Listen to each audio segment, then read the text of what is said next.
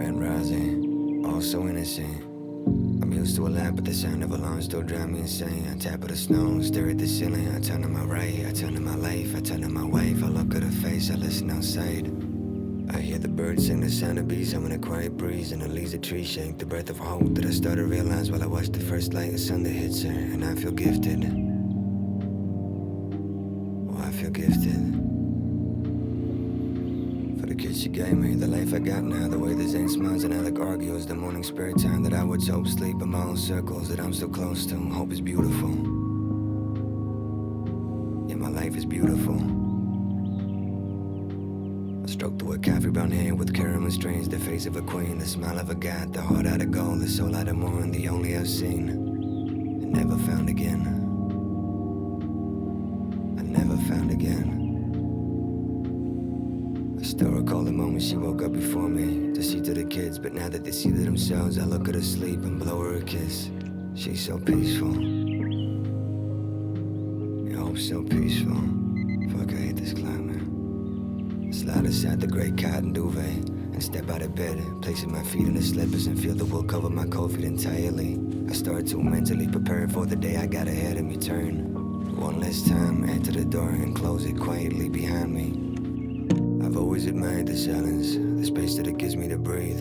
It gave me the strength every time I was drunk or fucked up and it told me to leave. And I'm still surprised I never took a bullet with environments that I was raised by. I walk downstairs and I hear the old creak and the crispy resonance my brain's amazed by. I squint my eyes as early lights of dawn reflect the tile and brightening the hallway walls. I take a second to adapt to sunlight. I draw my arms back, walk and yawn. I hear some panting and Andrew's dying changing as he walks to the stairs to greet me. I crouch down till I'm at the height that he's at. Look at brown eyes, I know he sees me. I mean through me, like deep inside. I know he feels me without the try. I think right back to the day we bought him. Zane was 4, Alec 12. We wanted Zane to learn being responsible like Alec was when Zane was born. So open, I decided driving down to a local pet shop southeastern London. A sunny day for a windy autumn. A lovely day, though even more important. We said that we'd go for a walk in the park, which Alec then considered boring. Found out enjoy though as we arrived and walked the doors at the store in Norwood. They picked him together, a German Shepherd, 10 months old, deferred in Spain, and hoping I smiled at each other.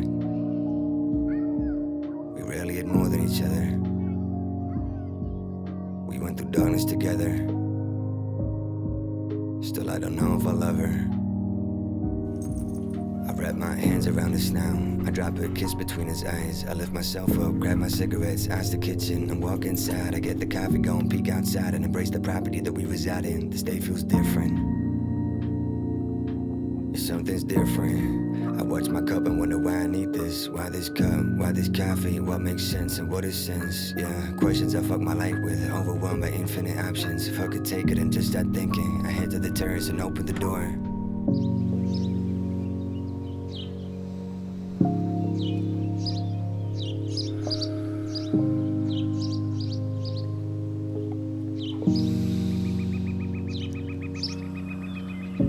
This air is phenomenal.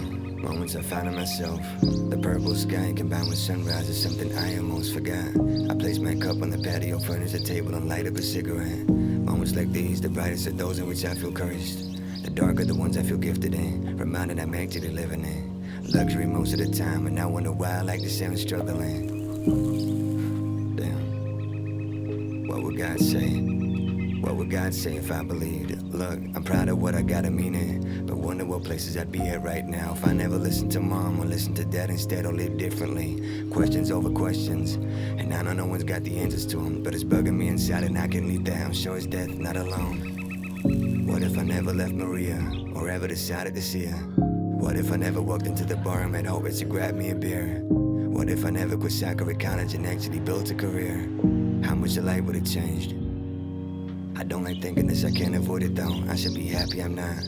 Maybe occasionally in ways I would struggle to explain. A shot is all that it takes to paint a picture. Something different compared to fixture. Emotions complicate countless options. Hidden pulses, a mighty mixture. I look at Andro, sniff the ground. I lost the track of the moment. What was life like? I forgot. Without trying to control it. Deliberately whistle, call his name, pet his back. Put out the cigarette, sip of coffee. I look at the sky and head inside. Then put the packet back on the shelf again and grab a can of dog food for Andro. I tell him to sit. Stay. Stay. Good boy, go get it. I I check the family schedule that Hope likes to keep track of. Always admired how she does it. A far reach from my family. Even roughly know what any of us did, I felt would tend to be a fucking miracle. I'm thankful for the ways Hope's got. Sorry I don't have to benefit or even contribute toward it to extents my kids can understand I care for him. I'm the dad who only works to him. I'm the dad who really talks to him. Hope knows that I try hard, but that doesn't make it okay. But as hypocritically as it might seem, I check my watch and move away. I head upstairs and let the shower run while I brush my teeth and stare at myself, wondering if this makes other people feel as surreal as it makes me. I don't know, but I doubt it. It's a sense of self that I'm uncomfortable with. It's like I'm looking at a stranger that I met a couple times but I don't get along with. Undress myself and feel cold air press against my chest till I step inside. For one moment I don't have a thought. I close my eyes and embrace the water all over my body. It's cleansing like all of my worries are washing away. I rarely relax these days. This is the one moment. But I gotta leave in 15, so I take the shower and cover my skin with a towel of terry cotton and a terracotta color I never got. Thankfully and gladly, Hope's got a way better taste of fashion. Walking into her dressing room, I see the super purse that she wants me to wear. A cream 3-piece suit, tweed, check of Thai navy, a black rose label pin, and 2 cufflinks that she once gave me. I spot a note stuck to the mirror above Hope's dressing table. It reads, "Take me out tonight. You decide, love you." As if she knew how I've been feeling. I just don't know how she does it. It's not only sex I look forward to, guilty as one, but there's way more though. Cause notes like these turn to bottles of carbonate, eating at French restaurants, taxi rides taking us back to old days, and tuna bronies at the hotel bar. I pull at the note, grab a pen and write, be ready at 9. Make sure to thank Casey and tell her when we get back home that's a bottle of wine. I take my hair, keys, take my case, and say goodbye to Andrew in his basket and his cute brown eyes as I walk outside. I head to the door, but I hear someone calling my name on the midway there. Blake Melanie.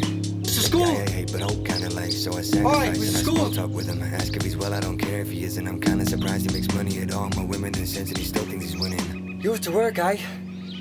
Hey, where the fuck else would I be going with a show in a briefcase at 6 in the morning, man? I truly hate this guy. That's right, Blake, I don't know how you spot these things. So the briefcase, Mr. Scold? Well, I told you before you can call me Nove, right? Like the modesty feels out of place for neighbors, man. Sure, Mr. Scold, how's your missus then? She's fine, thanks for asking. How's your girlfriend? I pulled her last night at the Avery, mate. She's amazing. It's nice to hear I made up, man. Look, listen, though, I'm running late, so we'll have to pick this up another time. I'm sorry, Blake.